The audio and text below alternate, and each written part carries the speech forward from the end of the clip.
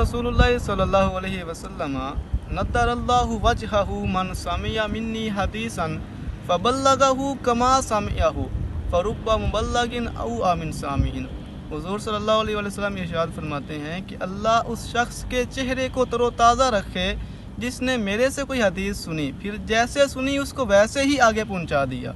इसकी फिर हुज़ूर वजह भी इरशाद फरमाते हैं कि बाज़ औक़ात सुनाने वाला उतना पहुँच कर अमल नहीं करता जितना फिर सुनने वाला उस पर अमल करने वाला बन जाता है। इसी तरह एक और मकाम पर प्यारे नबी सल्लल्लाहु अलैहि वसल्लम फरमाते हैं कि बल्लिगू अन्नी वलौ आया, कि मेरी तरफ से तुम हदीस को बयान कर दो अगरचे वो एक ही कलमा क्यों ना हो, अगरचे एक ही बात हो। तो वजह इसकी मुहद्दिसीन यही लिखते हैं कि बाज़ औक़ात जो रावी हदीस होता है, आलिम हदीस, वो हदीस को बयान कर देता है, आगे जो सुनने वाला है वो उस पर ज़्यादा अमल करने वाला बन जाता है।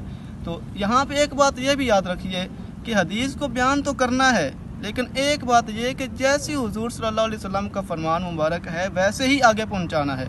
क्योंकि एक और हदीस मुबारक भी है, हुज़ूर फरमाते हैं कि मन कज़बा अलैया मुतअम्मिदन फलयतबव्वा मक़अदहु मिनन नार, कि जिसने जानबूझकर मुझ पे झूठ बांधा तो वो अपना ठिकाना जहन्नम में बना ले।